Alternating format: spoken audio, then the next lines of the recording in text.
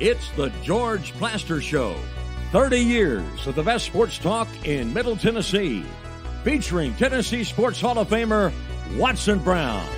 And it's a shame it's taken this long to get an introduction for this Tennessee Sports Hall of Famer, Kelly Holcomb, along with young gun Billy Derrick. And now, here's your host, George Plaster.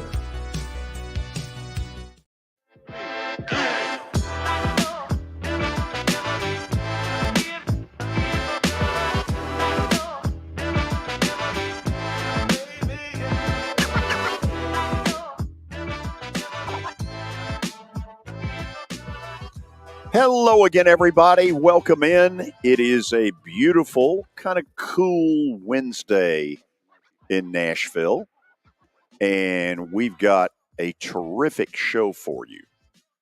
Let's begin in Murfreesboro and say hello to Kelly Holcomb. Kelly, I have learned, even at this advanced age, I've learned something in the last 24 hours.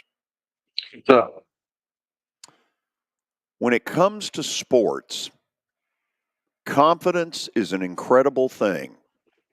If you've got it, it can absolutely move mountains. And if you don't have it, you're not getting squat done. I've been there, George, many times, man. It's a fine line between having confidence and losing confidence. There's a fine line in there. There was times where my confidence was way up here.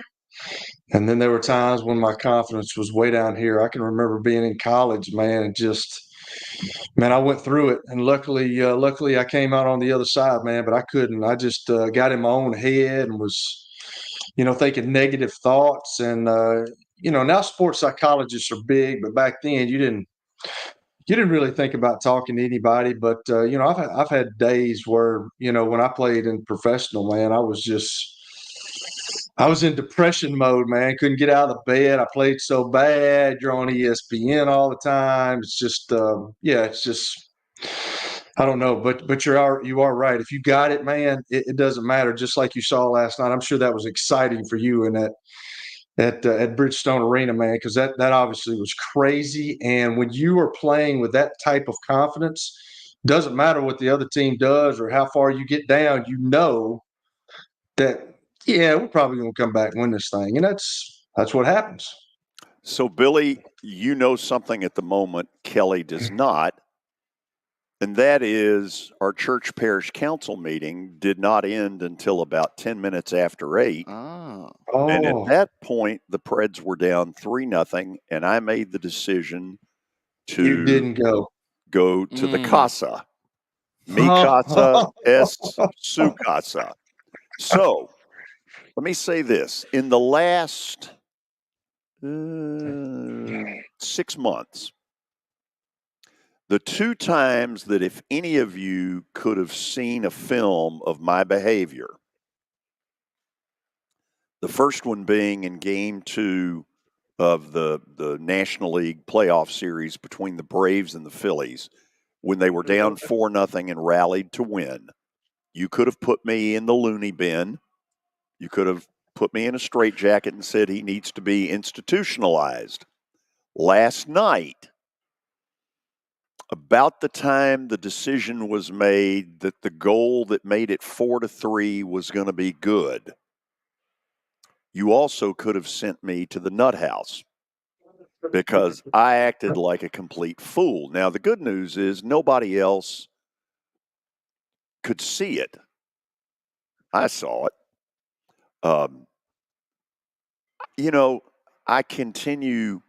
It continues to blow me away that a sport I knew absolutely nothing about 25 years ago that I can really get pretty geeked up about.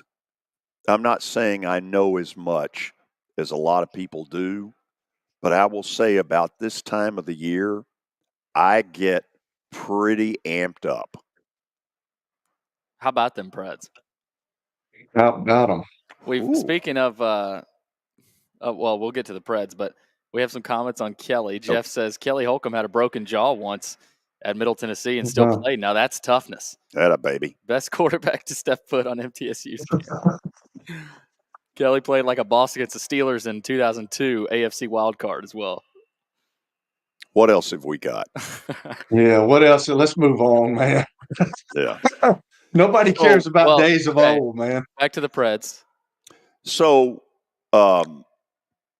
it's interesting. Early in the year, they had a bunch of these where they would get run out of the building in the first two periods and really never came close in the third period. By the time I got in the car, we were midway through the second period. So no matter what I did, it was going to be, at the very end of the second period. So anyway, I go home. When one of the coolest things is this deal where when they go to the monitor on a play that, that they've got to figure out, somebody with the Preds about a year ago came up with the idea of playing the Beatles song, Let It Be. And of course, with these phones, with the lights, all these people turn the lights on, and it's absolutely hilarious. And I can hear all this last night, let it be, and it just keeps on and on. And Willie's call of it was almost exactly what I would have said, which was the longer this goes on, the more they don't know what to do. And, you have to have clear and whatever the word is, convincing evidence. And so, so they ruled in favor of the Preds. Vegas, who made the challenge, then has to put a guy in the penalty box, and the Predators tied the thing like 30 seconds later. And that's when you could have gotten me in a straitjacket. Or do you feel proud of yourself, George, the way you acted? Yeah, I don't have any problem with it. I'm a sports fan. Listen, I think that part of me, I'm glad really hadn't changed. I still love sports every bit as much as I always have. Sometimes it's harder to navigate. It's a little more complicated at times than it used to be. But the actual, once they play the games, I still love the games as much as I ever did. That's what it's about, man. It's about competition. And just where they're at right now, man, it's just I've been in some situations like that when I was with the Colts that we were 3-13. The next year we went 13-3 and made the biggest comeback. And then we lost to guess who? The Tennessee Titans in the second round of the playoffs. Yeah. That was the year that they went to the Super Bowl. So, when you get to those situations, I can remember being on the sideline that year, like I said, it didn't matter how far we were down. We just knew at some point somebody was going to make a play to win the game. And then you take that and turn it around. And I've been on teams where you get up on somebody, but you've been losing. And then you're like, can we hold on, man? Can we make this thing right? Can we get past this? And then it's like, well, somebody's going to screw something up. It's just a matter of thinking, man. It's like up here in between our ears, man, is so big. And especially when you get to the professional level, it's big on every level. But when you get to the professional level, guys are big and fast and strong, and they can run and they can throw and they can do everything. So what separates guys is in between their ears. And if you're mentally strong, and if you've got a mentally strong team, you might lose a couple of games, but the other team knows that they were in a dogfight and you're going to win more than you're going to lose. Billy, what have we got in the update? I know Louisville's got a new coach. Let's talk about it. Yeah, Louisville is looks like they're going to hire Pat Kelsey from College of Charleston, or at least they are targeting him. He's coming off his second straight NCAA tournament appearance. He led Charleston to back-to-back conference regular season and tournament championships. He's a really good coach, but I thought Vanderbilt might look at a guy like Pat Kelsey, or a school like a West Virginia. It feels like Louisville has dipped a little bit, and I did hear something about Dusty May. And again, take this with a grain of salt. I heard Dusty May shied away from Louisville because of some certain threats he got from their fan base. Coming from another coach, Josh Schertz had actually told somebody that, Indiana State's head coach. So Louisville's got some major issues. What do you mean? What type of threats? their fans were. I mean, I don't know the entire story. You're but saying that Louisville's fans didn't want him. I think, is that what you're saying? I don't know the whole story, but he didn't like the way Louisville fans were interacting with him. I don't know if they didn't want him or if I don't know. I don't know what it was, but Louisville has targeted Pat Kelsey as its next head coach, so we'll see. But that Louisville job feels like it has dipped. You had Kenny Payne come in there after Chris Mack. Chris Mack was the end of that was an unmitigated disaster, and then you bring in Kenny Payne and he stinks it up. So I don't know that Louisville's as good of a job as it once was.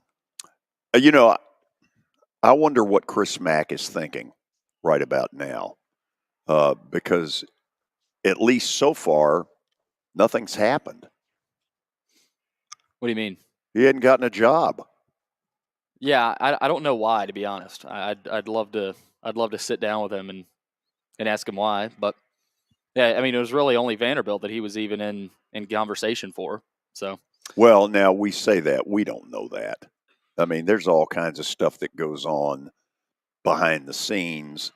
Who knows? Who knows? Also in the NFL, the Broncos are going to sign former Lions wide receiver Josh Reynolds to a 2-year deal. So, of course, former Titan as well.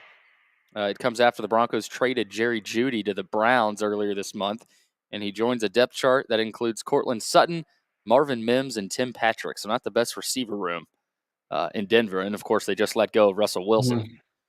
So Broncos picking up a receiver. Let's see here. Also, Caitlin Clark is getting a big payday. Ice Cube's $5 million. Ice Cube's Big 3 tournament has extended a $5 million offer to Caitlin Clark. And, of course, I don't know if you've heard of the Big 3 tournament, but Ice Cube is the founder. It's a league, actually, and they've offered Caitlin Clark. So I don't know exactly what that'll look like. Have you ever watched any of that, George, the Big 3 league? Well, I don't know if the Big 3 is the thing where former players at a school end up playing in the summer, and that was a $1 million take all to the winner. Yeah, I think that's what it was. I mean, it's pretty entertaining. Yeah. So do they have $5 million? Yeah. Yeah, I'm trying to read into this. She already had endorsements, of course. I'm not seeing where if there's a women's league or not. Is she going to be playing with men? I'm not sure. There's not a ton of detail on this, but they have extended the offer. I don't know, because I didn't see any other women playing in it before, so I think she's probably the first. But of course, she's got to get through her college career first. So, $5 million for a women's basketball player. Good for her. Let's see. She's going to get a lot of endorsements. She already does. This isn't the only one. In baseball, David Rubenstein has been unanimously approved as the new Baltimore Orioles owner. Major League Baseball owners, of course, met and they approved this. The accelerated sale, it'll eventually give Rubenstein his ownership group 70% of the Orioles. They transferred control of the team to him less than 2 months ago after he agreed to buy it from the Angelos family. So, obviously, the Angelos family has owned Baltimore Orioles forever. For a good while now. John Angelos, first of all, the Angelos family is Greek.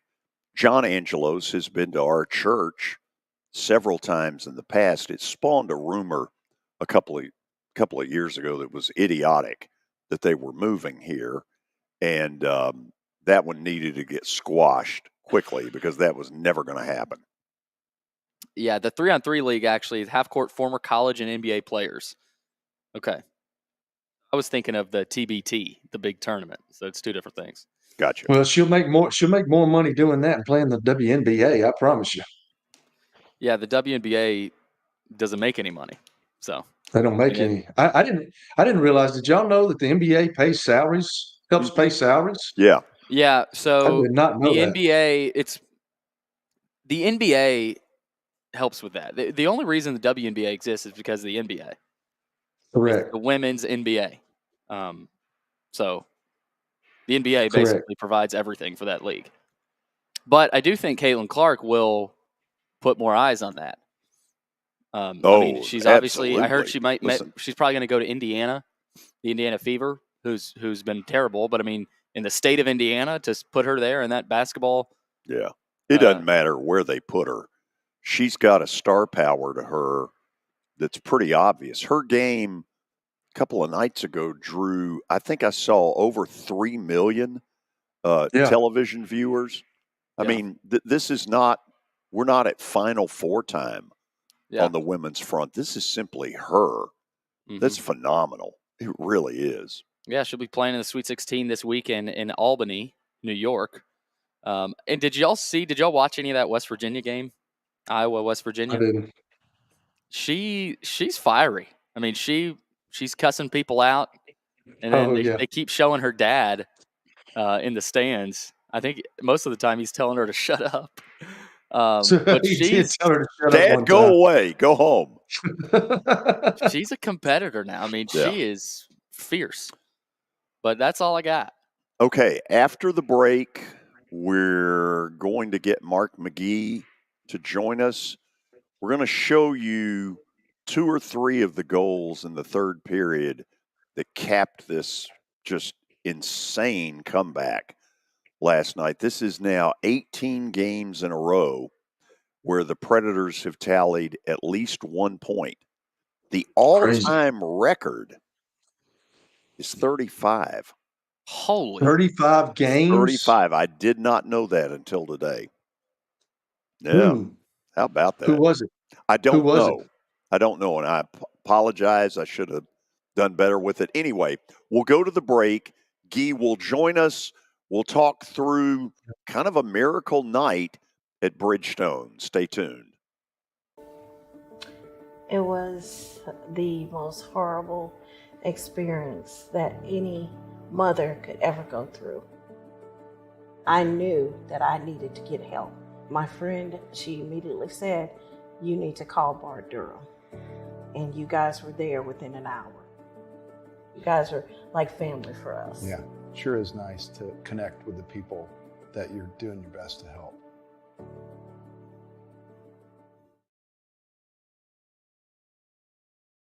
As the trusted premier custom home builder in Middle Tennessee, Donnelly Timmons has over 20 years of experience in the industry. Whether you're looking to build your dream home or renovate your current home, their team will ensure that every client and every remodel is unique, luxurious, and completed on time within budget. Founders Dustin Timmons and Joey Donnelly have over 25 years of construction experience in the Nashville area. Together, they have completed projects in Forest Hills, Oak Hill, Green Hills, Franklin, and Brentwood. Dustin and Joey believe that communication is the most important aspect of all construction projects. Therefore, they personally manage each project themselves and are involved in job site activities on a daily basis. Their commitment to quality and integrity has earned them an outstanding reputation among their clients. Contact them to set an appointment for a free consultation or to view some of their completed projects. Give them a call at 615-456-7983 or log on to DonnellyTimmons.com. I'm Watson Brown. I'm Kelly Holcomb. I'm Billy Derrick. We're the George Plaster Show. We've been Nashville's best sports talk for the last 30 years. And you know what? We still are. Catch us live weekdays from 2 to 4 p.m. Central Time in Nashville on YouTube, Twitter, and Facebook. Also, the podcast version is available on Spotify and Apple Podcasts. Looking for more than just awards and trophies? Southern Trophy House is your one-stop solution. For over 60 years, their team has created lasting impressions with a personalized touch. From embroidery to screen-printed apparel to corporate awards, signs, and name badges, they have everything you need to keep your brand shining bright. With their knowledgeable customer service team, you can relax as they create, produce, pack, and ship merchandise and awards on time and on budget. That includes etched crystal awards, custom cut acrylic, name badges, embroidered Richardson ball caps, banners, screen printed t-shirts, laser engraved Yeti cups, and knives. Recognize your hardworking team from Southern Trophy House, where they do their best to help you recognize your best. Located at 2705 Nolensville Pike in Nashville, give them a holler, 615-256-7295. Visit southerntrophy.com. Southern Trophy House, for all your personalization and recognition needs.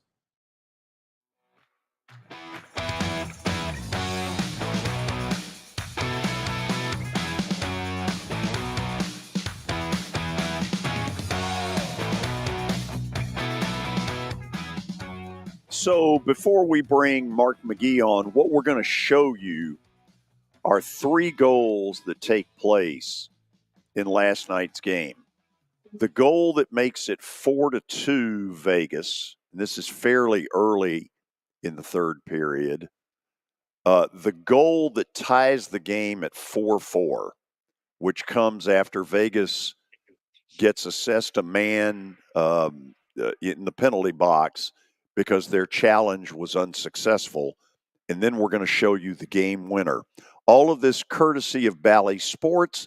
And I think it's fair to say my buddy Willie Donick had some fun last night. Predators have done here, but they've ran into a team that knows how to play that game, that's playing very well right now. All the goals tonight, 5-on-5, score! This team's not going to quit, Willie, we know that, and backs against the wall, down 3 goals. Look at the hustle here. Off of the face-off, Nyquist gets it to the front of the net. His buddy Forsberg there waiting for a loose puck, and he just powers it through, even though that was defended. It just got past O'Reilly. Tipped by Forsberg. Rebound in front, he looks for it. O'Reilly over. Nyquist shoots. He scores! Nashville tonight. It's a brand new game. That they just battle the net front. Forsberg and Patera screen. Forsberg still with it. Chased by Theodore. Stiff arms him. 3-man weave. Yossi hits the accelerator. Comes in. He scores! Yes, sir!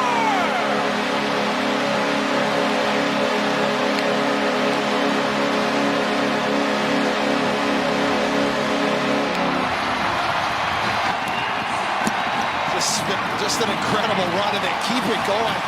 Forsberg shovels it to Yossi, and he goes off for a change, and then Yossi with a power move to the net. Watch him bring it, gets it outside the coverage, stays with it, and then tucks it in as Eichel's trying to fend him off. Wow. It gives you some little goosebumps, doesn't it? That's some cool stuff, man, especially when you do it at the highest level and you're down that many goals to start, like 3-0, and then they get it to, I think that it was 4-1 at a certain point, and then they score 3 goals in the third period. That's pretty big, man. Pretty big. Well, let's bring Mark McGee in to talk some Predator hockey. Gee, how are you? I'm good. Forget that 1980 Miracle on Ice. Yeah. So is this just simply a confidence level that has grown?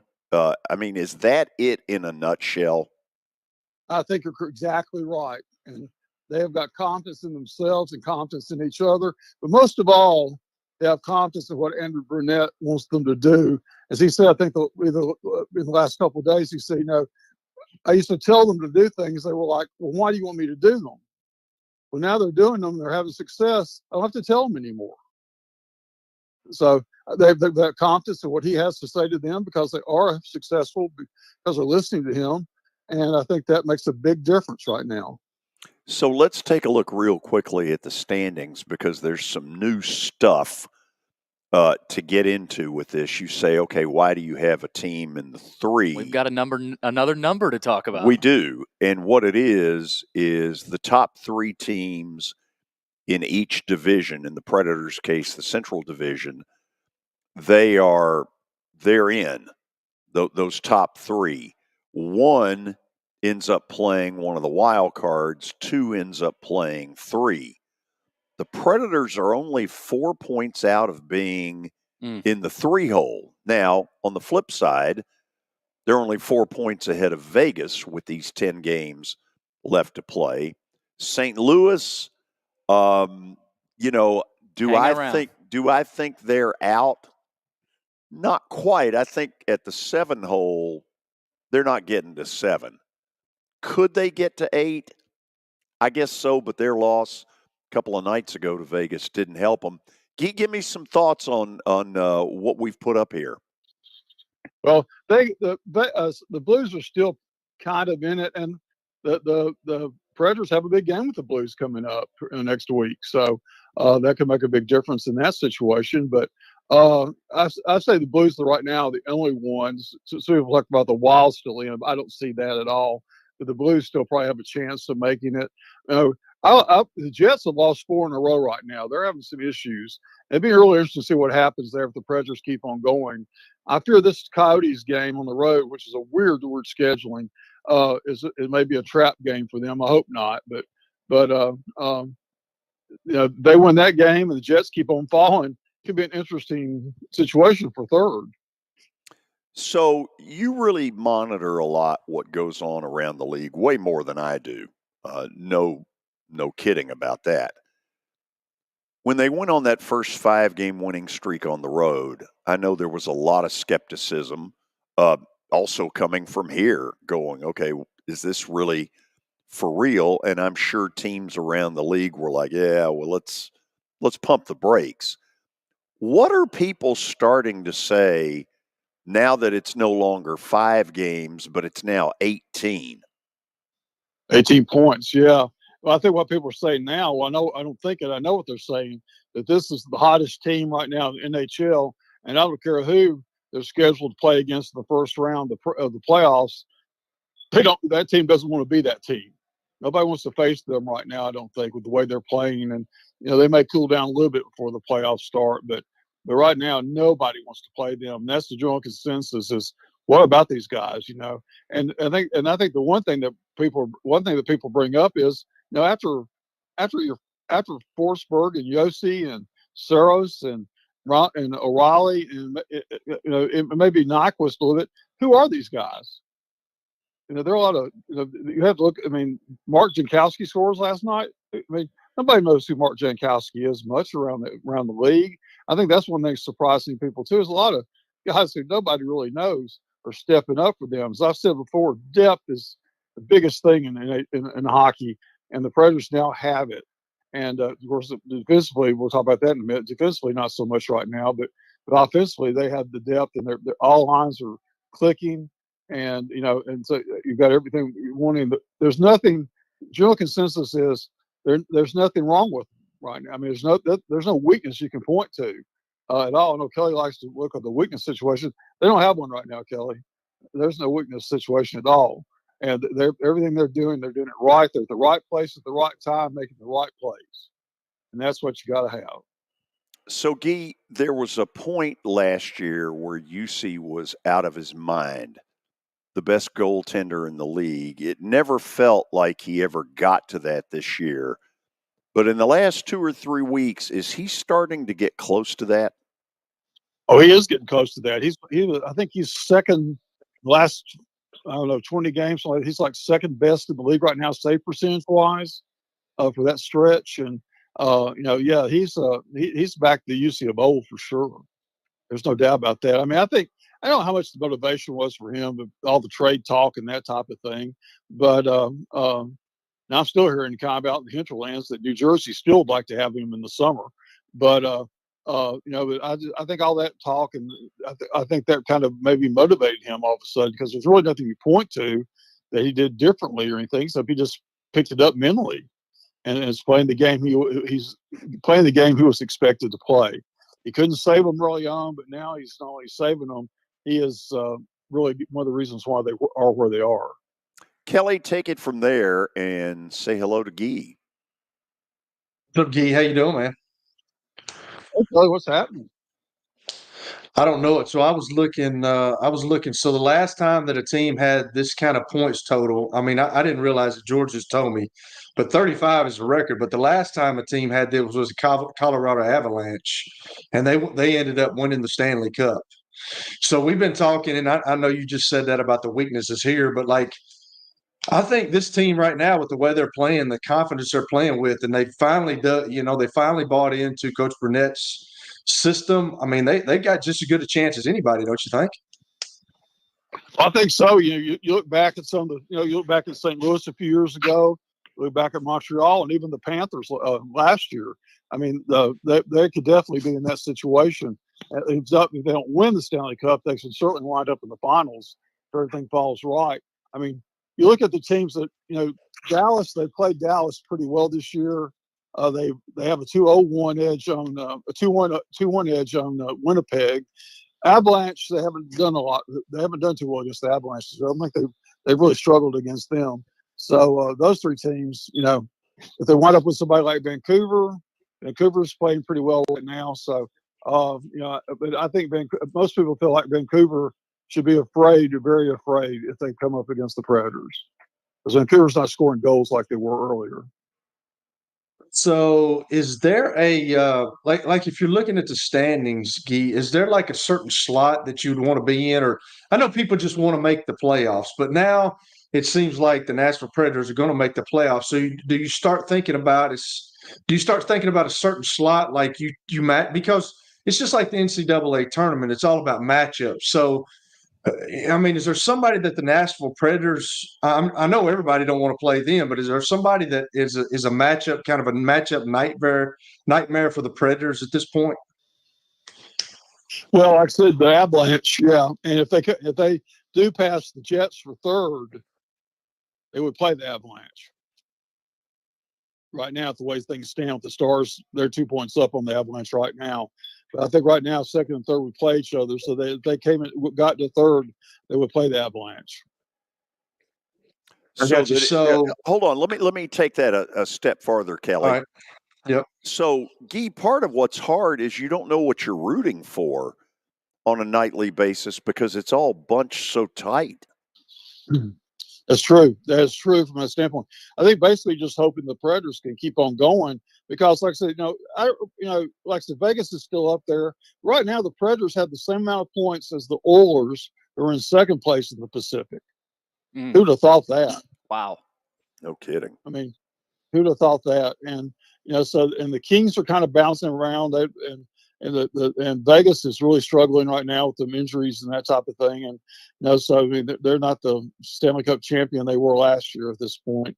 So I think right now you're looking for the Predators to play as well as they can play and stay and be that seventh wild card pick instead of the eighth one.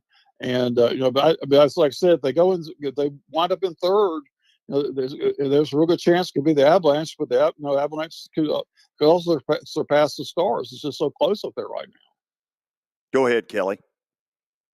So Roman Josi, obviously, I think didn't he score the last goal last night? I mean, he's leading all defensemen this season with goals, and I think in the 18 game point streak that they've had or whatever, he's had 3 game winners in that. Like, just how big of an influence. Obviously, he's the captain. Obviously, with what went on, we talked about on the show with Barry Trotz and all the stuff that was going on with the Vegas stuff. But just what kind of important cog is he in this wheel for the Nashville Predators?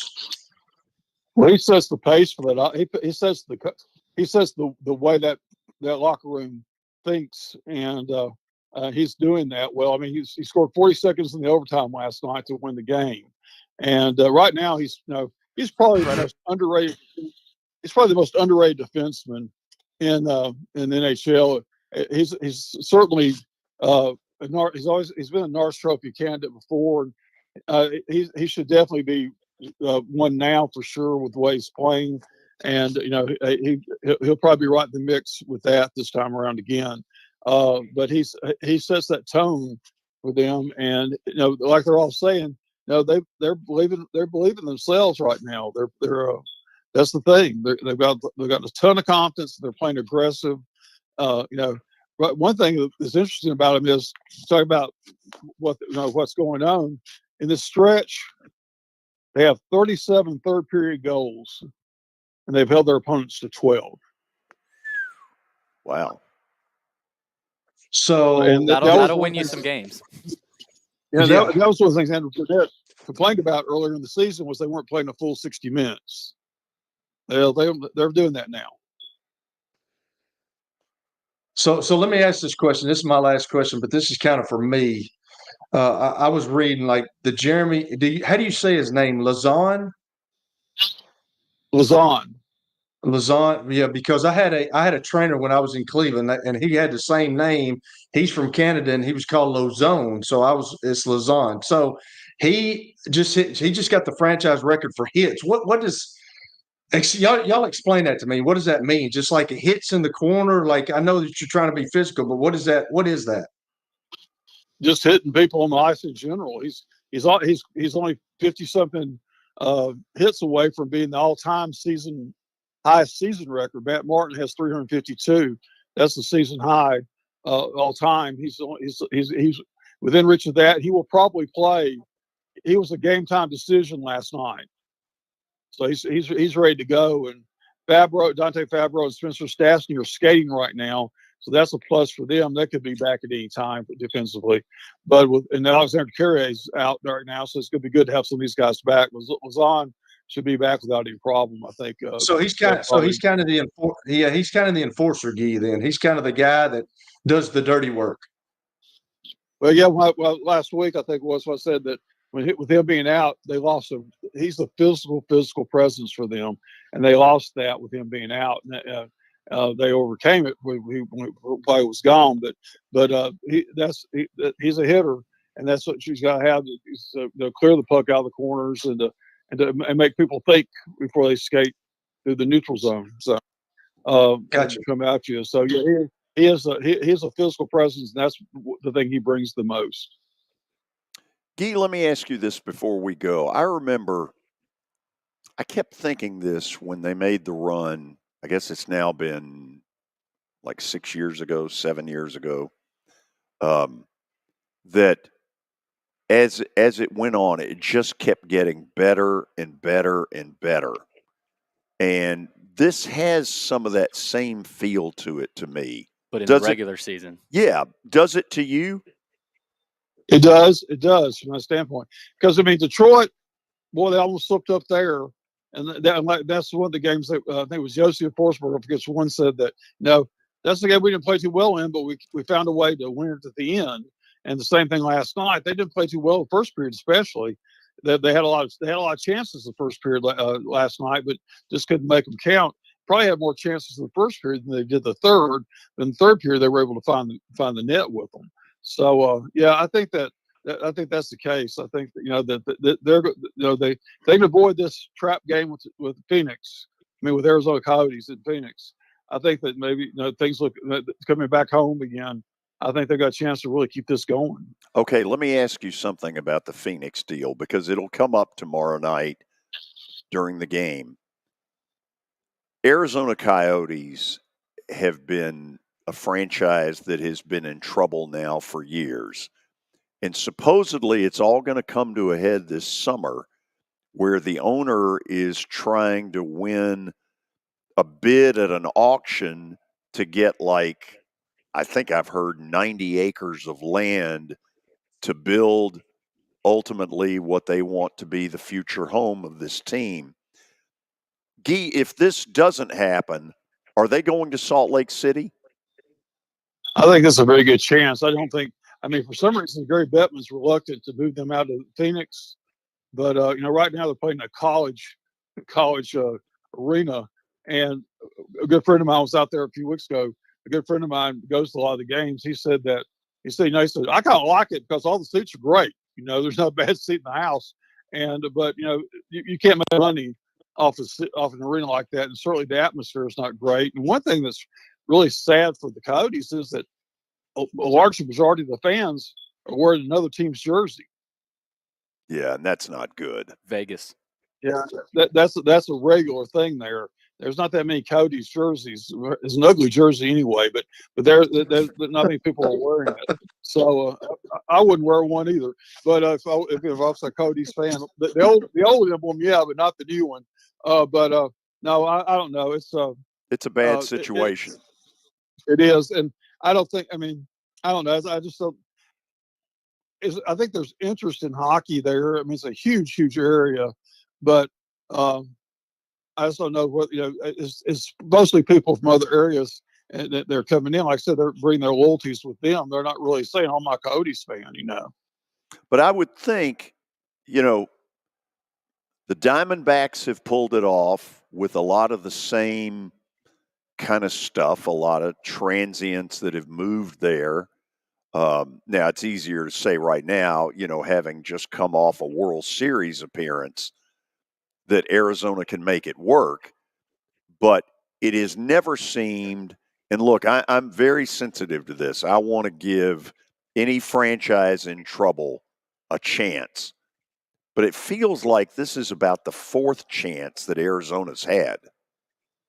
It is. The arena they played in originally was had horrible sight lines and was really too short for an NHL arena, NHL ice.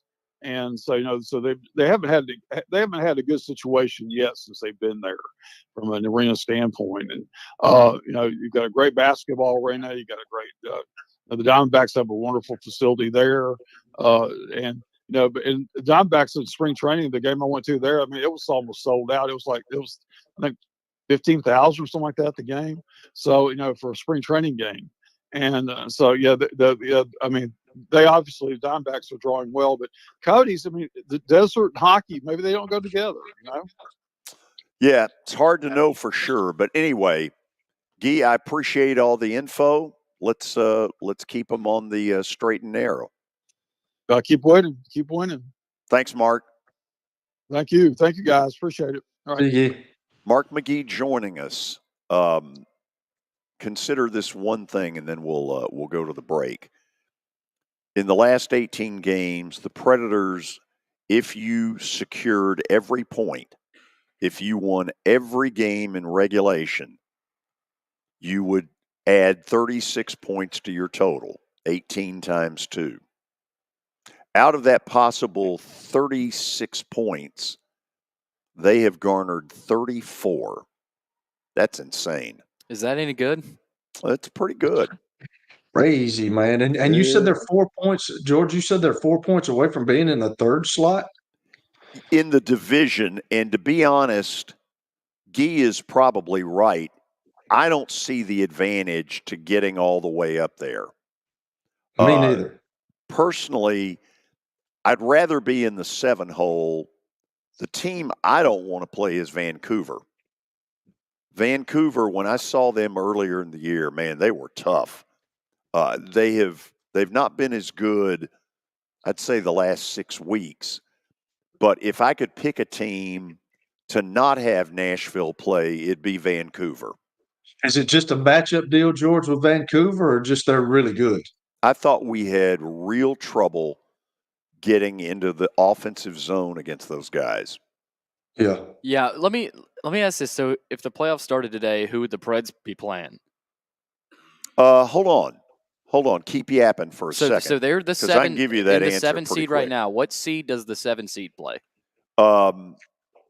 Just hold on here just a second. So it's not locked in, is what you're saying? Well, it's so close. It's insane. The 7 today would play who? Would play Vancouver. What seed would Vancouver? What seed is Vancouver right now? They would right now Dallas is the 1 with 99 points. Vancouver is the 2. So the 1 seed with 98. So the 1 seed plays the 8. 1, 8, 2, 7. And 2, then 7, right. In each division, the 2 and the 3 square off against each other. It's a messed up. Hold on. It's a messed up system. If you just said the 2 and the 7, the 2 of the division winners, Dallas is the 1. Vancouver, because they're 1 point behind, would be the 2. But the 2 and the 3 play each other? Inside the division, they do. You just got to trust me on it. That is It's a messed up mind-boggling. system. I don't understand why the NHL's gone to it, but they have.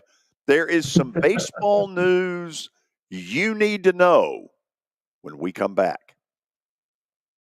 Hit After Hit has become the baseball store in Tennessee. They have over 1,000 different models of gloves and over 1,500 wood bats. They also have several Iron Mike pitching machines as well as a Hit Tracks machine. If they don't have it, you probably don't need it.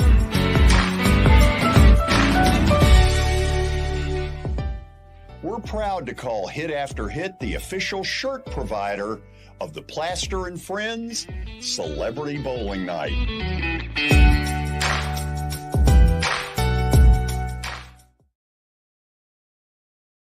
Forget the fact that Sir Speedy Music City is owned by my BGA classmate James Warren.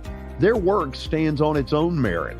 James and his staff do incredible work, as evidenced by the huge banners at the Plaster and Friends Celebrity Bowling Night. If you're looking for quality to help your marketing and business communications, and you want it at a reasonable price, these are your folks. Call them at 615-832-9511 or go to print at sirspeedymusiccity.com. And be sure to tell them Plaz sent you. Over the years, more men have started to seek help for hormone deficiencies and imbalances, and Dr. Jeffrey Lodge and wife Daphne, along with their experienced staff, give men the treatment required to improve their quality of life, improve your immune system, energy level, cognitive function, and more. There's no better time to achieve a healthy lifestyle. What are you waiting for? Give Cool Springs MD a call today for an appointment at 615-486-3458 or visit the website coolspringsmd.com. For over 35 years, Wilson Bank & Trust has been committed to providing customized banking solutions to help individuals, families, and businesses in Tennessee achieve their goals. As your full-service community bank, we are proud to offer loans with competitive rates, local decision-making, and fast, friendly service from our experienced lenders. No matter where you are on your financial journey, Wilson Bank & Trust is ready to help you take the next step. Visit your nearest Wilson Bank & Trust office or online at wilsonbank.com to get started today. Member FDIC, Equal Housing Lender. Convenience and value, two words that we expect when we do business. Our goal at JHA Company is to deliver just that, both to our school partners and to our customers. Whether you're purchasing photos, yearbooks, class jewelry, letter jackets, school spirit wear, or senior graduation products, we strive to make the experience easy, convenient, and cost-effective. Find out more at jhacompany.com or call 615-867-6345 for more information. JHA, one source, one company.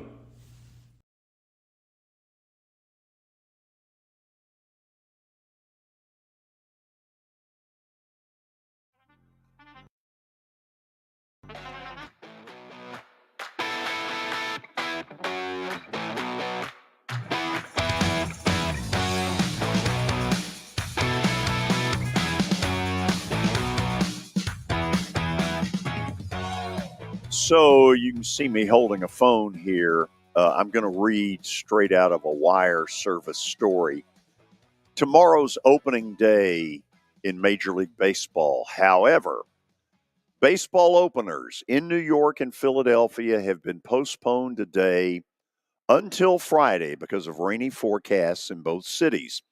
The Mets were going to play the Milwaukee Brewers tomorrow, and the Phillies were going to play your Atlanta Braves tomorrow. Neither one of those are going to happen. Thus, Friday are now, for those teams, the season opener. Kelly. Wow. Okay. How about that? Well, how about this? You ready? Tell me. Yeah. I believe, and remember, when I say this, I don't believe there are 10 people in Nashville that love baseball more than I do. I would say that. But I think they're starting the season at least a week too early. To me, March baseball is a tad early. Thus, yeah, go ahead, man. I was going to say something about my son growing up playing baseball in March. I hated it.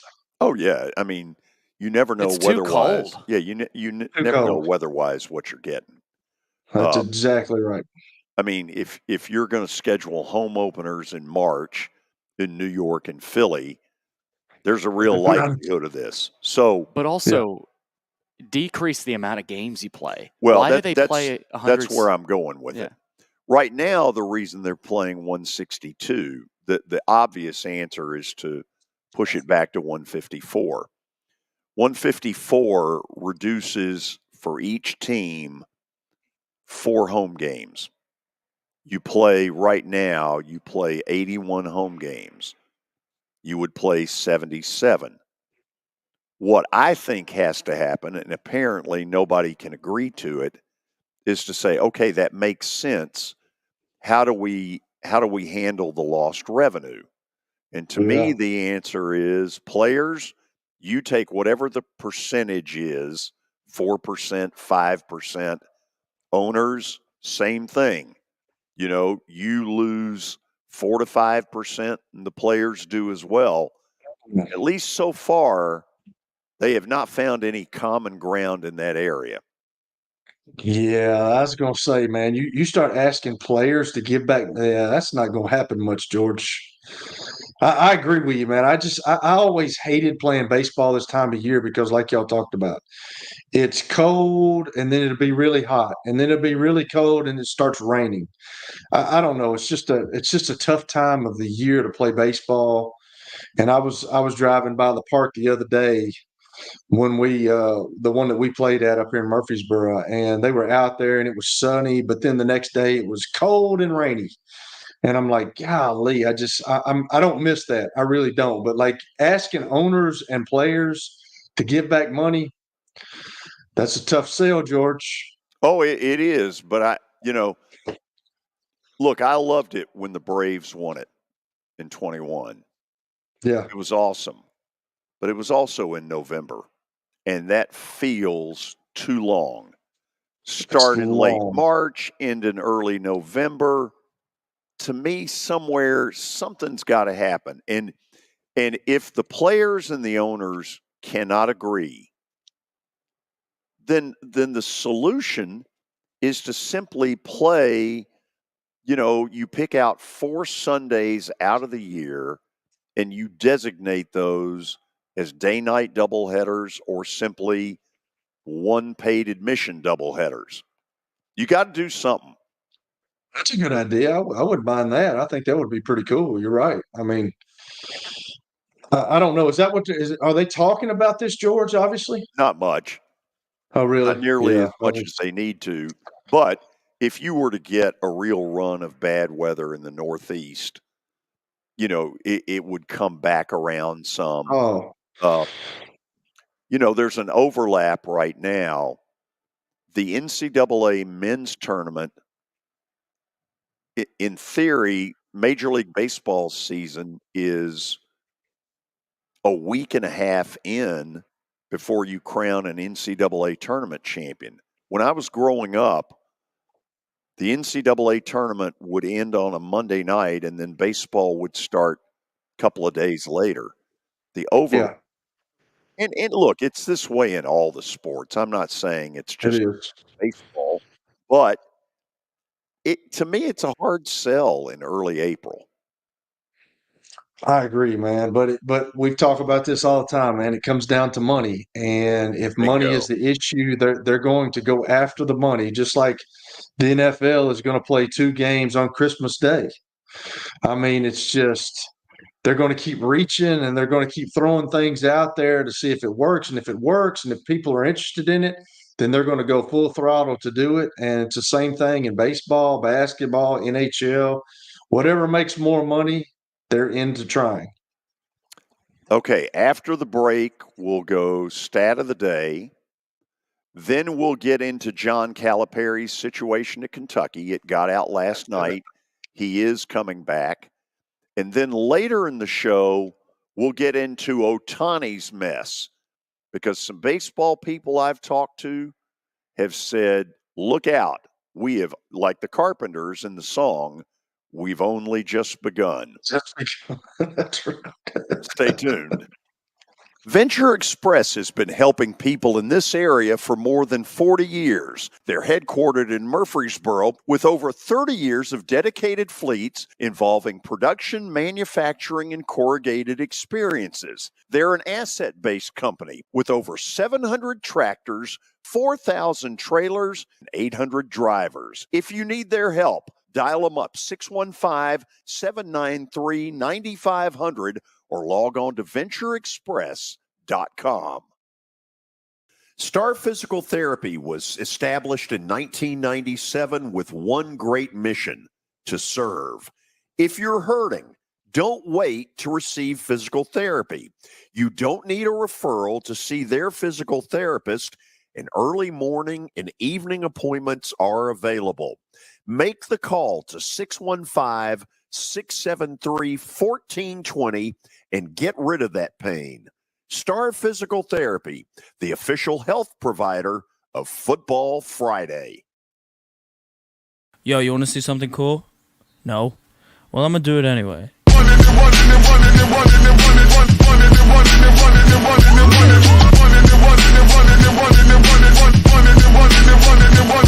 into the scene! No, nobody can do it like me. Zoom house plate with the kick cuisine. I was the black top king, 360s in my green machine. I was a kid and I was breaking down doors. Listening to Tribe, now we on a world tour. You were in a crash. Yeah. Your kids were in the car with you. We're very lucky to even be telling this story to you. Nikki treated us like family, and she was very caring and loving, and I'm just so grateful for that. She was somebody I could trust, and being a veteran, that's so important to me. My kids are going to have a better life now because I don't have to worry about those expenses that we were out. Your family has really created a legacy of trust, and I would recommend you to anyone. You know, starting to save for your future doesn't have to be difficult. Let Wilson Bank and Trust help tone up your financial goals this year. Our certificates of deposits or CDs can help your money work harder with our competitive rates, earning you more than ever before. WBT checking options allow you to earn rewards you can really use, like a high interest rate or cash back on check card purchases when you meet some e-banking qualifications. Visit your closest Wilson Bank and Trust office or online at wilsonbank.com to get started today. Member FDIC.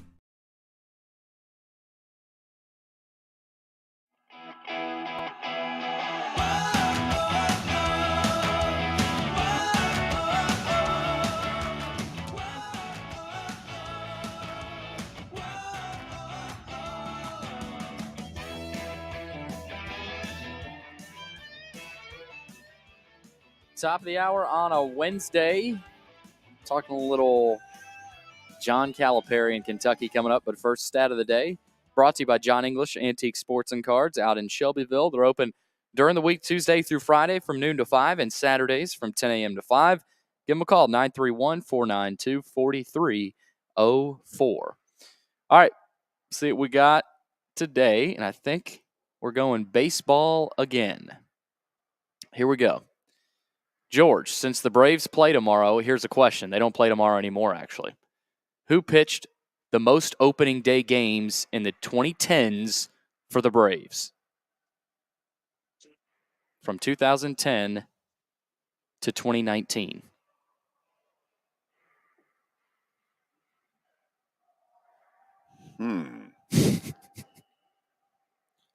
Kelly, this is where, as a George, kid, I would have mopped this one up. But I'm trying to think of who all pitched season openers for them when they were not very good. You will not. This will not surprise you.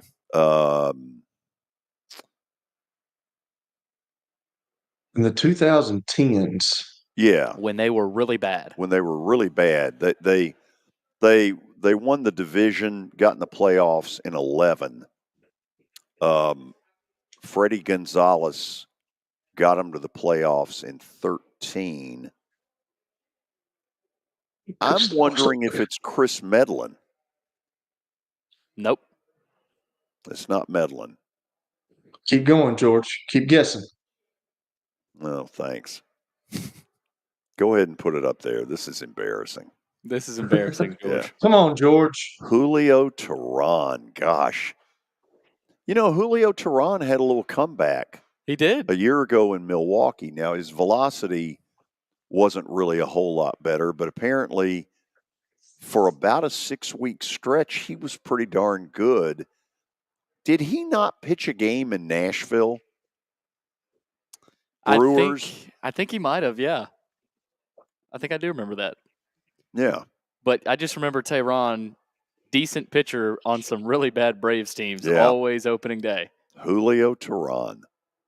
Okay, we welcome all of you into the 3 o'clock hour from our digs at the Fordyce Center in Bellevue. He's Kelly Holcomb. I'm not. So, Kelly. No, you are not. No. Did you think throughout this story that Calipari would come back? Absolutely.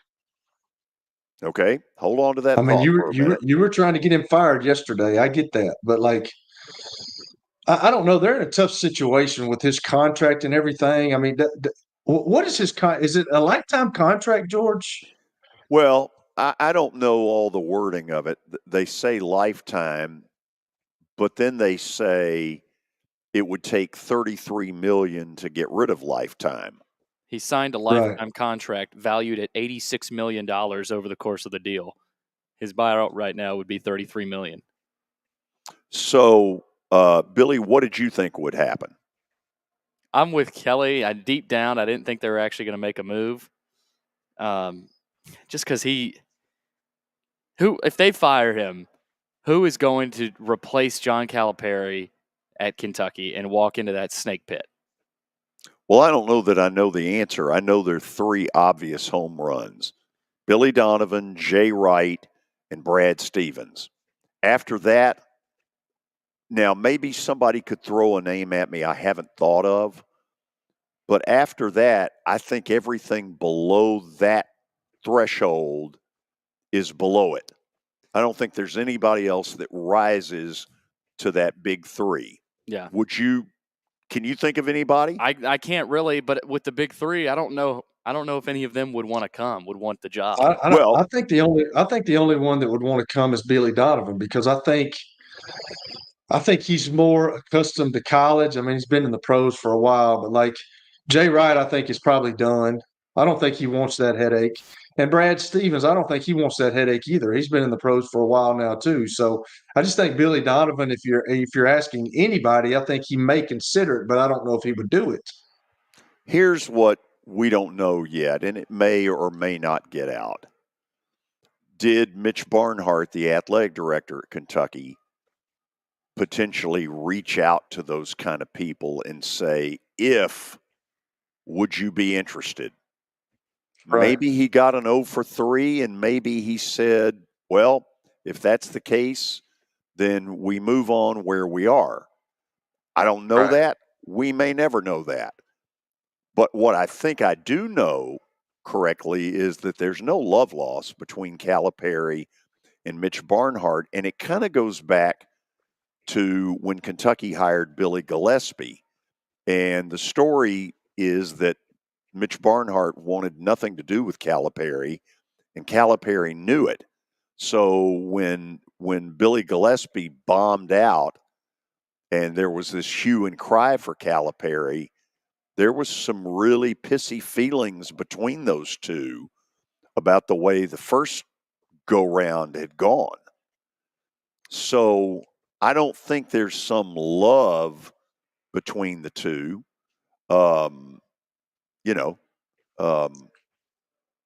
George, what do you think the fans are with all this right now? Like, if they had it to do over again, if you took a consensus from the fans, do you think that they would go with John Calipari with the way that he's managed the organization there? Because they're all about winning national championships. And I just don't think they'll get there with the way that he runs that program anymore. I really don't. I mean, it's a one and done deal. And he came out and said that a long time ago. He's got great talent, but like you can't mold that talent into a national championship contender like that unless you're just like you said that one year that he was better than everybody else. But nowadays with the transfer portal, I mean, it's brought a lot of parity to the whole college landscape. And what do you think? Do you think that the fans would want this if they had it to do over again? Well, first of all, I'm guessing that there's a lot of yapping going on up there right now. Yeah. There are a lot of disgruntled Kentucky people. One of the reasons is they feel like he preaches to them, and they want to tell him, listen, how about shut the hell up and go get us what we want? Right. Quit lecturing us as to how we're supposed to behave and how we're supposed to feel. And he does do some of that. Right. You know, it does feel that way, that at times he sort of lectures the fan base, and I think they're over that. I think they're over the gaga stage. But here's the other thing. This is, help me, Billy, year number 16 coming up. Yep. It feels like in sports now that no matter how good you've done, and certainly, look, what he's accomplished there is not disgraceful. You know, there's some really great moments in what he's done. But it does feel like in sports that the day and time of a Krzyzewski being somewhere 30 plus years is over, that we get to the 15-year mark and people start using the word stale. Well, Yes. and why is it a lot of times, and almost more times than not, when a coach gets a big extension, it starts going downhill? I mean, would y'all like Stackhouse last year? As soon as he got that extension, downhill. He took his money and ran. He's got a little over $20 million in a buyout. Calipari, after 2019, he made the Elite Eight. Good season. He signed a lifetime contract valued at $86 million. The last 5-6 years of his tenure has not been up to Kentucky standard. What? Well, okay, let me ask you this, though. The talent that he could put on the floor this year, on certain nights, it was plenty good enough. Right? Yeah, but it wasn't that way every night.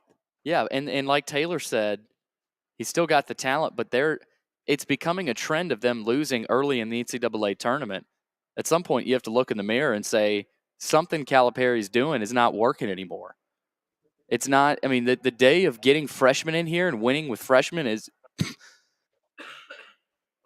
all right, is over. You win with older portal players. That's what you win with now. I don't know if this is the case, but when you get a big contract, there's a certain thing to relax and say I've made it. Yep. And you become complacent. You become like the things that used to concern you about your program. I mean, you try to keep those standards, but like now I've got enough money for the rest of my life. I mean, I can start easing up on a little bit of that stuff over here, and I can start easing up a little. And then once you ease up on too much, then it becomes a cancer, and then it just totally disintegrates the whole organization. So I don't know, man. I don't know if it's complacency. I don't know, but like, I would be tough to deal with if you gave me a lot of money, and then I was kind of a lame duck guy. You couldn't talk to me. I would be a butthole really bad. I know I'm going to get fired, and I know you got to pay me, and I know you got to buy me out. So don't talk to me because I'm out. That's really a bad thing to say, but I mean, that's the way it is. Billy, I think the Stackhouse thing is totally different. I never at any point thought his work ethic was anything to write home about. Now, I mean, look, I have to give him credit. The fourth year when they were pretty good, they had a recruit named Liam Robbins, who turned out to be a heck of a player that really helped them. Liam Robbins was the nephew of one of Stackhouse's assistant coaches. Now, it doesn't really matter how you get them, but let's be honest. His recruiting from year one to the end was abysmal. His retention of those he recruited was even worse. Yeah. I mean, that I don't know that this is apples and apples. Yeah, I just asked because it just feels like that's starting to become more common with the amount of money that these extensions are worth. And $33 million buyout for Calipari. We know Stackhouse upwards of $20 million. I mean, that's what's been out there. Right. But it's also on these ADs. Like if you're a Mitch Barnhart, I'm not saying he shouldn't have extended Cal, given Cal an extension. That's ridiculous. But right now, if you're Mitch Barnhart, how do you handle this? And I feel like with him, he's just looking at this going, okay, what's the best thing for Kentucky basketball right now? I don't know if he's saying let's try 1 year, but it's almost what that feels like. Let's make some changes, Cal. Let's try one more year. Let's try to get Reed Shepherd back, maybe Dillingham, those guys. But you got to bring in a new assistant or two, and you got to change some things. Okay, now think about this for a second. So they get beat on Thursday night against Oakland. So you got Friday, the weekend, Monday, Tuesday before you announce that he's coming back, right? Yep. You could do some things. You could pick up one of these jobbies, use it and call some people during those few days. If Mitch Barnhart had come out Friday or Saturday and said, look, let's cut the crap. He's coming back. He's a very good basketball coach. We want him. Okay, but by the time you get to Tuesday, it starts to feel like we've gotten on the phone and it's not scam calls. Yeah. I get a few of those. That did take a little bit.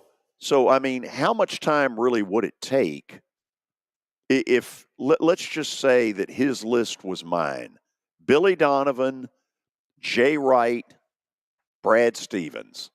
Okay, I didn't exactly cure cancer to come with that list.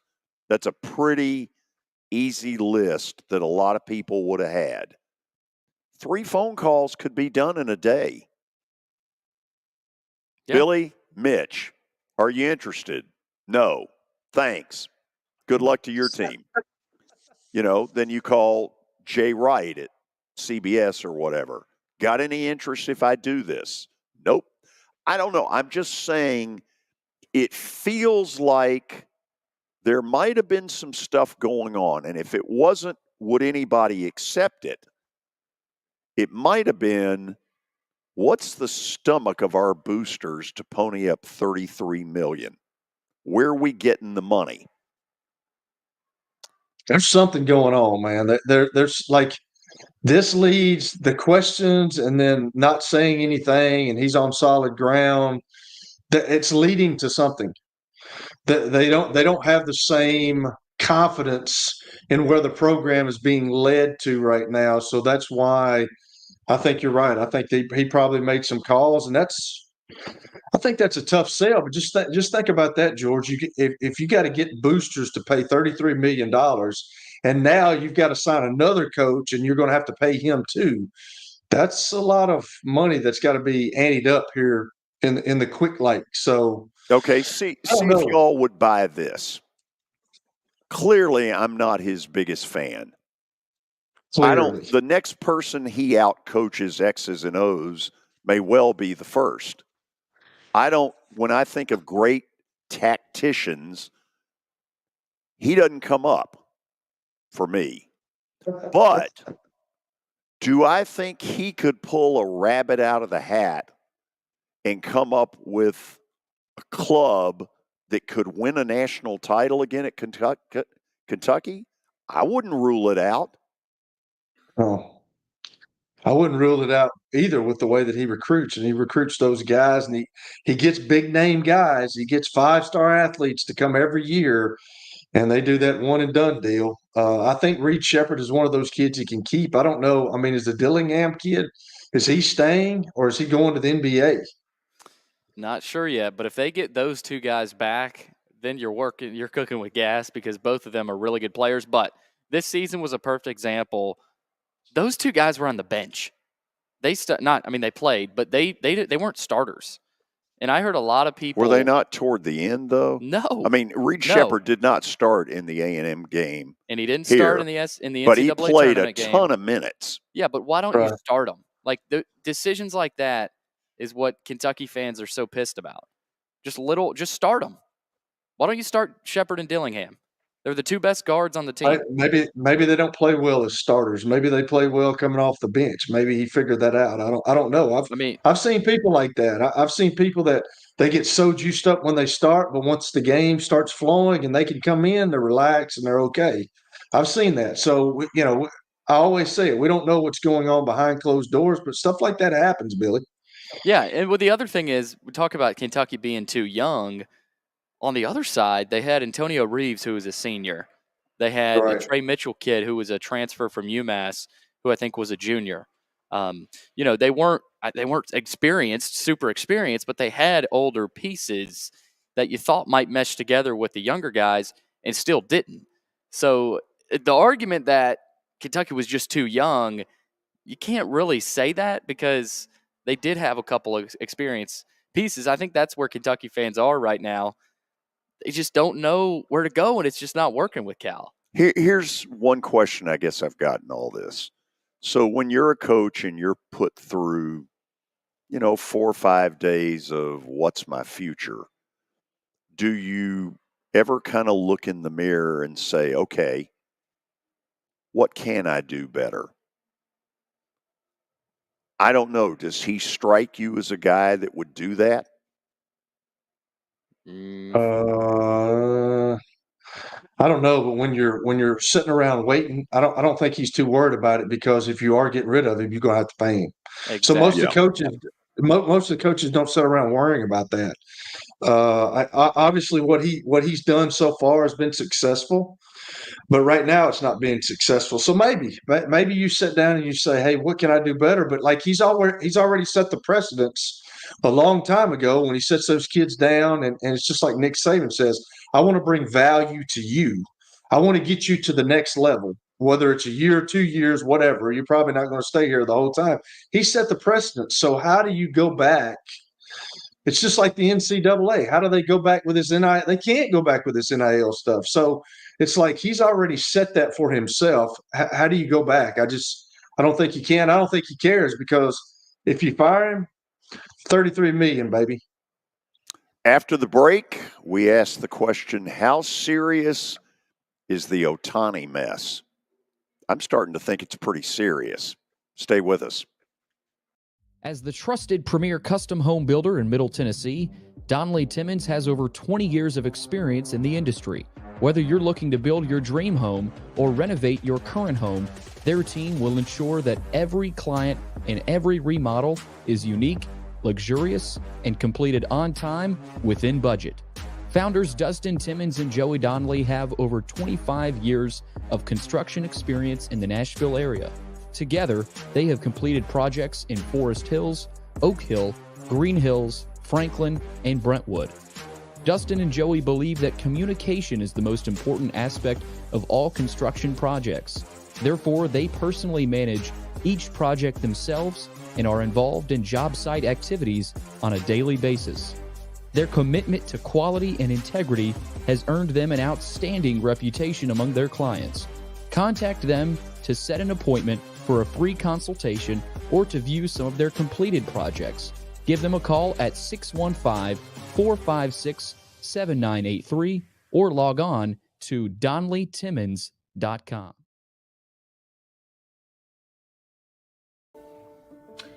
It was the most horrible experience that any mother could ever go through. I knew that I needed to get help. My friend, she immediately said, "You need to call Bart Durham."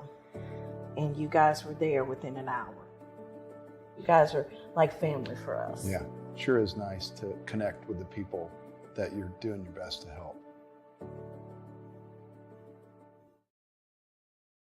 The George Plaster Show is Nashville's best sports talk, 2 to 4 p.m. Monday through Friday on Twitter, Facebook, and YouTube.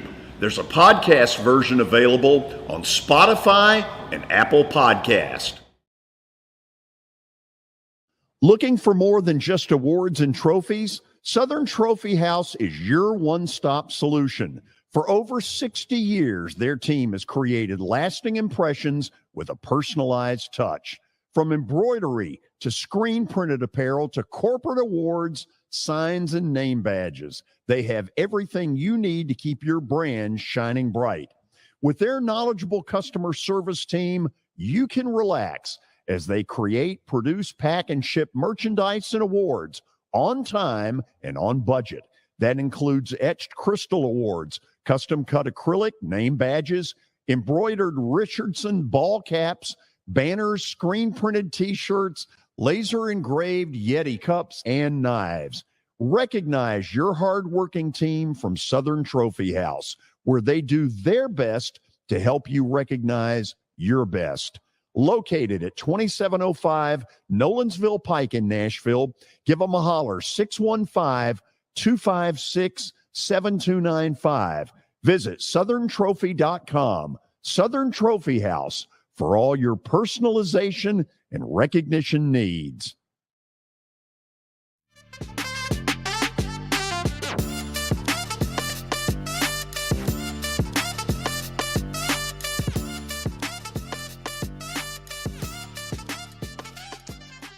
Kelly, here is one person's opinion, not fact. Mm-hmm. We aren't anywhere near through with the Ohtani mess. I think you're right, George. All this betting stuff that's come out, man, I mean, it wouldn't surprise me if there's many more, George. I think everybody dabbles in it. I've told you this. We talked about this like a year ago when I first started, but I've seen it when I played ball. I can understand where they talk. You should never bet on your games. But you're giving these guys so much money nowadays, and gambling is part of what this younger generation, they gamble on everything. I was my 50-year-old self playing flag football, and one day these two dudes were watching an NHL game, and I'm like, "Are y'all watching NHL?" And they're like, "Yeah, we bet on the game." They bet on everything. So I'm afraid you're probably right, George. I just don't. We'll just have to see. I know I didn't see the press conference. What did Shohei say the other day? I know that the coach told everybody that he had talked that he was gonna get in front of the cameras, get in front of the media, and talk about it. What did he say, George? Well, first of all, he didn't take any questions from the media, right? And I personally think that was a mistake. Which is a good indication of something. He don't want to hear it. That's right. Yeah. One of the things that has started to get out, and it started to get out near the end of him being an LA Angel, was that not necessarily an entourage, but you had to go through this person, the one he just got rid of, to have an audience with him. Okay. Oh, really? And yesterday, when Dave Roberts, who I think, number one, is a terrific manager, but also a really good human being, met him at the baseball winter meetings. Roberts kind of hinted that, hey, this is good for us. We no longer have this barrier to dealing with Ohtani. Okay, I guess this one caught me off guard a little bit, because regardless of when you get the money, deferred or otherwise, $700 million is a huge chunk. Yeah. And if the rules are that $700 million doesn't allow you any more than to go to his, chosen one to see if you can have a meeting with him, I'd tell the chosen one to go shove it. That we don't need you. We're not employing you. Ohtani, if you don't like it, buzz off. We're paying you too much money for that. Now, Roberts didn't say it that way, and I'm sure he's been walking on eggshells since they signed him, and then learned that, well, if you want to get to Ohtani, you have to schedule a meeting through this cat that he just fired. Something a little wacko about that. Something very fishy.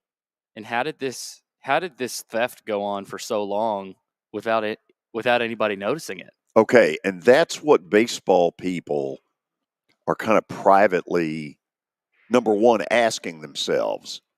Here's the guy that he was so close with, and he knows nothing about any of this.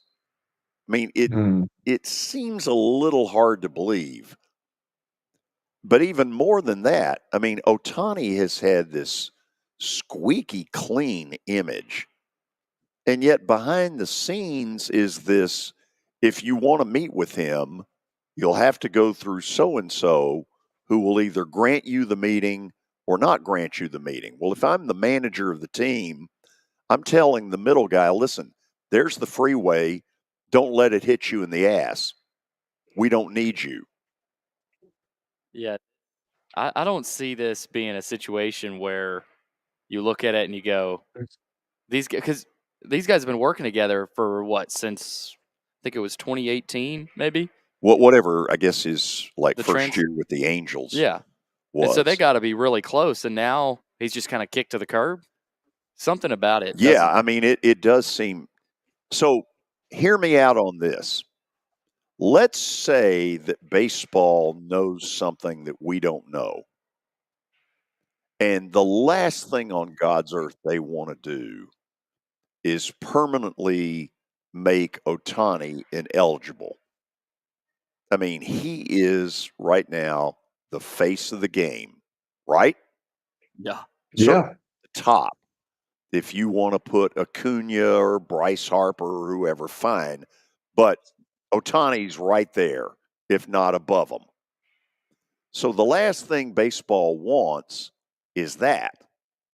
But they have set a precedent on the guy that's probably watching this closer than anybody.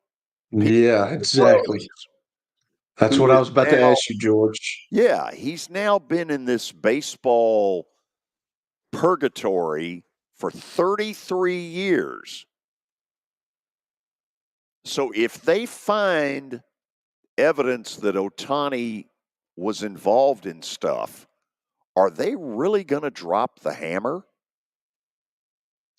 That's, in my opinion, this is what happens when you bring big money into these situations, George. And when you bring a guy with the talent of Shohei Ohtani, he's one of those deals where I've never seen anything like it. But you got Pete Rose right there, who's in, like you said, he's in permanent hell with what he did. And now gambling is so mainstream that if something does come out, I guarantee you Major League Baseball tries to hide it as much as they can. They're going to try to hide it. I mean, if this stuff comes out, I don't know how you can, but they're going to try to hide it, and they're going to try to cover it up and squash it under the rug, and let's just move on. Nothing to see here. And because he's too good of a player, that's what they're going to say. But then you look at Pete Rose and what they did to him. Of course, he wasn't playing anymore, but I mean, don't that bring him back into the forefront when you're talking about this stuff?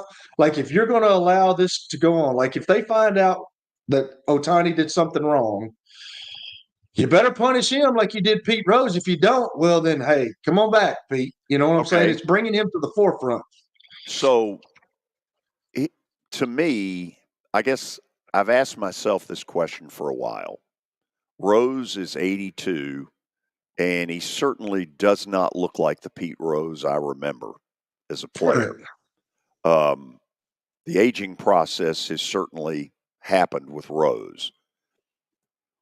Would the sun stop shining tomorrow if they went ahead and put him in now before he passes? Well, no, absolutely not. I mean, like, the sun will continue to come out. That's right. Like, people probably don't even remember. It's been so long ago. Like, people probably don't even remember what he did.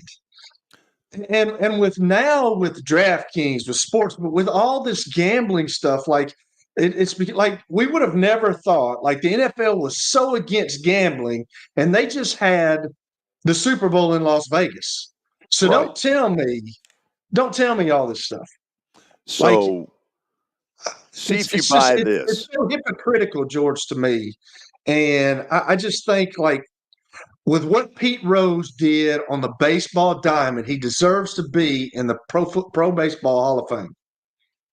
Billy, I believe with this case, who knows what Ohtani stands to lose? I don't know. None of us know yet, although I got a feeling in the next 2 weeks, some stuff's going to hit the fan that's going to explode in this story.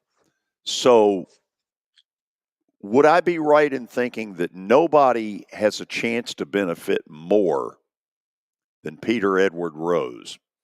Yes. Ohtani, this whole Ohtani thing is putting the Pete Rose thing to test. Like in the spotlight, yeah. Exactly. And, if you don't punish Ohtani, go ahead and put Pete Rose in the Hall of Fame. But if you do punish Ohtani, okay. You did it. You did the same thing that you did to Pete Rose. Yeah, but what when you say punish? That's what. Yeah. Go ahead. Okay, it's one thing to suspend him for the season. Yeah, but Pete Rose has been suspended for 33 years. He is on a list right now. So you're saying just never let Ohtani play another game? Listen to where I'm going here. There is a list in baseball that's called permanently ineligible. Right now, I believe there are 3 people on it. Pete Rose, Shoeless Joe Jackson, and John Coppolella, one of the real dopes, former Atlanta Braves general manager, right now permanently ineligible. So, it's one thing to say, okay, you bet, and we're going to suspend you for a year. But they've set a precedent in that sport that's totally different than that. The NFL's done it. They did it to Alex Karras for a year. They did it to Paul Hornung for a year. They've done it, I think I'm right, Calvin Ridley for a year. Yep. Yeah. Okay. But Pete Rose is now like 34 years. But is what Pete Rose did on the same level of what we think Ohtani might have done? Who knows? Don't know. Not yet. We don't. Right. So no. Let's say it was $4.5 million, right? In gambling losses, right? Right, which seems fairly substantial to me. I mean, if you call Kelly and say, listen, Billy, you call him and you say, look, I'm $1,500 in the hole and I can't tell my parents. And Kelly tells you, look, I'm not giving you a dime. I can tell you right now. That's what he's going to tell you. But it's a little different if you go to Kelly and say, I'm $4.5 million in the hole. I mean, the first thing he's going to do is look at you and go, what have you been up to? Yeah. You're an idiot. Yes, at 4.5. So that's what supposedly is going on here. And we're led to believe that Ohtani knew nothing. Yeah. Now, don't get me wrong. There's an easy piece of this to say, well, George, you're a Braves fan. If you can get Ohtani out, you got a better shot. You're right. That is true. However, I'm an Ohtani fan. Man, you talk about skill and fun to watch. He is. But what if he has done this? I'm like Kelly.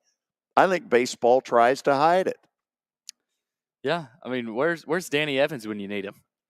Well, give it about a week and I may have the answer to that. I'm ready to hear his answer on this. Yeah, because his answer will be better than ours. Yeah, absolutely. Probably more thoughtful. Yes. Are we now prepared to continue the winning streak? Nice, George. Yes, nice. Blasters bet of the day brought to you by Bart Durham Injury Law. Give them a call, 615-242-9000, or log on to bartdurham.com. All right, let's check out what happened last night. Indiana State won and covered in the Preds. 4. Yeah. Was that the final score? 4? Yeah, they won by 4. Ooh. They won by 4 points. Just because the dude hit free throws. Yeah. I was like, George is going to win this, but he's not going to win the point, so he's not going to win it. I didn't realize either that Edgerrin James' son was the point guard for Cincinnati, and he was filling it up too. So was Robbie Avila for Indiana State. He hit a big shot late. So hey, that's why you can't judge a book by its cover, because that dude does not look like anything. Oh my God. That kid is a ball player. So the NIT has benefited on 2 fronts. Indiana State has sold out their last 2 games. At home against Minnesota, last night at home against Cincy. That place seats about 9, and that's pretty good in the NIT.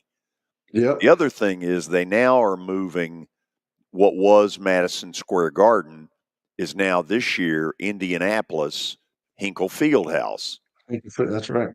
Indiana State that'll be will electric. Travel well. That'll be fun. Yeah, it really will be forgot fun. about that. Okay, so off this pathetic 2-game winning streak, do I hear 3? Billy, that would be where you would. Oh, okay. You got to explain stuff to the young lad. Sometimes you can speak as well. As Do I hear 3? There we are. It's right there. Okay. Well, it's hard to know because you keep putting a bunch of different pictures up there. Just read it. Well, what I'm seeing right now on the screen is the UNLV pick. Right here, Utah -7. Okay, now I'm seeing Utah. We're taking Utah. Yeah. They're the home team. VCU is pretty good as far as defense. Offensively, not very good. They got 2 guys that really score. Matt Shulga, a kid from the Ukraine. Wow. You didn't know that, George. did you? Yeah. George. Where'd you pull that? Well, I've been watching VCU. I've seen them a bunch lately. The other kid is, I want to say Fairstone or Fair something or other. That's their 1-2 attack. This just in, not good enough. Utah, -7 at the Huntsman Center in Salt Lake City. You got that one, Kelly? The running Utes, baby. Let's go. There are sections available. And the other one. I'm trying to think the last time I took an underdog. It might have been the Julio Teheran era. I'm taking one. The 2010s. Yeah. I like UNLV. I'm not saying they win outright, although they could, but they're covering that number. The running Rebs. Yes. Guess what, Kelly? You're about to say we're done. Well, we are about done. Tomorrow, our show will originate from historic Vanderbilt Memorial Gym. And we'll do our normal show from 2 to 4 p.m. And then we think we'll be able to then show you the press conference live right at 4 o'clock with the new coach, Mark Byington. Sweet. Yeah. You know what I miss, George? You know what we need, since we got a lot of this Calipari talk? We need a good old grudge match like Calipari and John Chaney back in the day. Oh, man. How good was that? We need one of those. Stir things up in UK. What was it they got into? I don't know, man, but it got into a shouting match. Oh, it awesome. was fun. It was awesome. Great. Good dirt. Kelly, see you tomorrow. See ya. Billy, behave until tomorrow. I'll try. Yes. Bring your lozenges. I will. See you tomorrow.